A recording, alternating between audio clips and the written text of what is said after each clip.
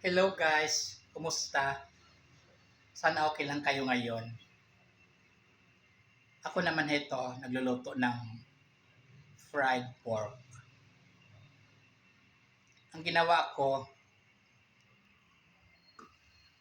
yan, pinalambot ko muna yung karne. Pag natuyo na yung tubig, kasi lalambot na yung pag natuyo na yung tubig eh. Saka ko siya lagyan ng mantika, halo-haloin hanggang sa mamula-mula. Tapos yung naluto na, lagyan ko rin ng lagyan ko rin ng sahog of course. Lalagay ko asin lang saka betchin. Pwede rin kasing magic sarap, pero ayoko ng magic sarap. Mas gusto ko yung betchin saka asin. Mga ilang minuto, na yan, nalambot na yan, matutuyo na. Pag nilagyan, tapos sa ako lagyan ng mantika, halo-haloin hanggang sa mamula-mula, luto na. Ganun lang. Anyway, pakuluin pa natin ng ilang minutes.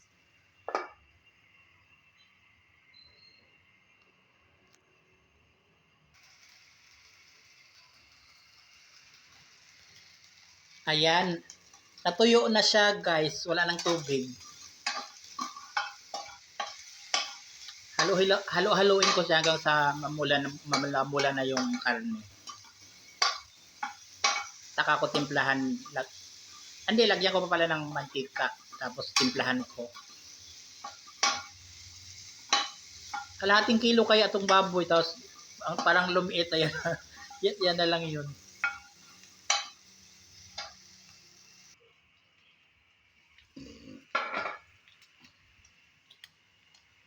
Ayan guys, malapit nang maluto.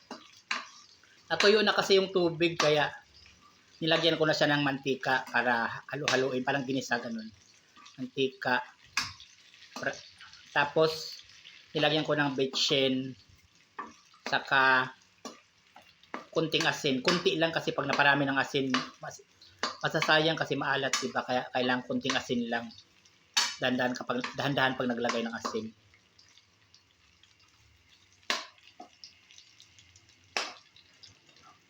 Namumula na yung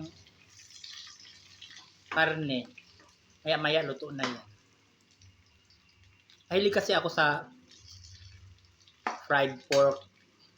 Na-miss ko kasi tagal na ako hindi nakakain kaya bumili ako sa palengke kalahating kilong baboy at ito nga niluto ko na.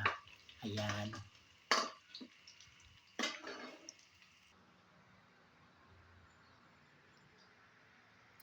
Ngayon guys, naluto na ang fried pork or pritong baboy. Inayos ko na siya sa lamesa.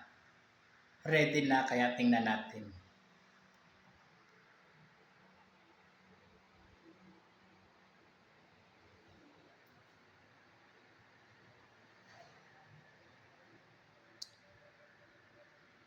Ayan na. Fried pork.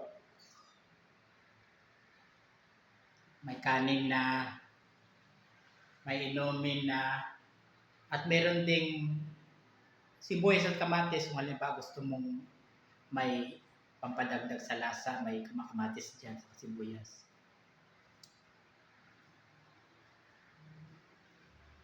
Nakagutom na guys.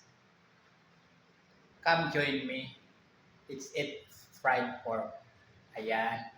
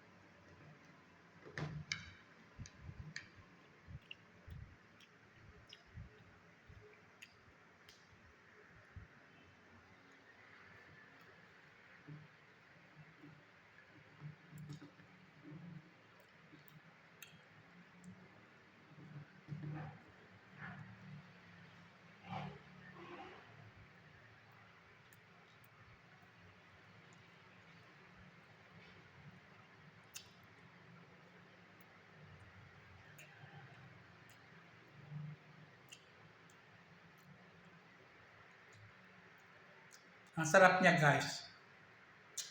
Bali naggastos ko ano lang. 200 yung ano. Itong baboy 200 kasi kalahating kilo 200 eh. Kalahating kilo to eh. Lumiit nga lang maluto kasi alam mo na lumiliit na luto.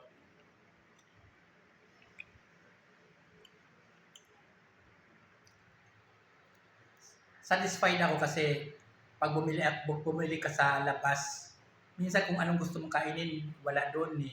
Kung ano lang yung naka-display, yun lang nabibili mo. Isip na lang pupunta ka sa mga restaurants talaga na maghihintay ka habang niluluto nila.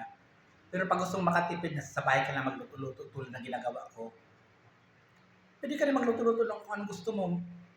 Nasa iyo lang paano mo i-design yung niluto mo, kung anong klaseng luto, kung malambot pa siya or matigas ba yung pagkaluto. Kasi pag doon ka lang sa nakita mong luto na, tapos ituturo mo, ay ito yung gustong kainin, ito yung gustong orderin. Minsan, pag tinikman mo, hindi ka nasarapan sa lasa. Kung hindi man na tatabangan ka o naaalatan, kung hindi naman parang ano lata yung pagkaluto. Sabuti pa rin yung ikaw ang magluto kasi ikaw ang mag-decide kung ano yung gusto mong timpla eh. Ito ang ginagawa ko. Pag may time ako, nagluto-luto ako. Pero pag walang time, syempre, bibili ako sa turo-turo. Kaya lang hindi ka makaka-expect na masarap lahat yung nabibili mo kasi malay mo, at that time hindi maganda ang pagkaluto. Kaya bibili ka sa turo-turo, kung anong mga andun, kailangan huwag ka nang maghanap kung anong lasa ng nagluto at that day, maano ka, makontento ka. Pero may time din makaka-jackpot ka ng sarap na pagkaluto sa turo-turo or saan mang restaurant. Ako masaya ako ngayon kasi ako ang nagluto, so ngayon satisfied ako sa niluto ko kasi alam ko kung anong timpla ko eh. Ako ang nagluto eh. Ayan.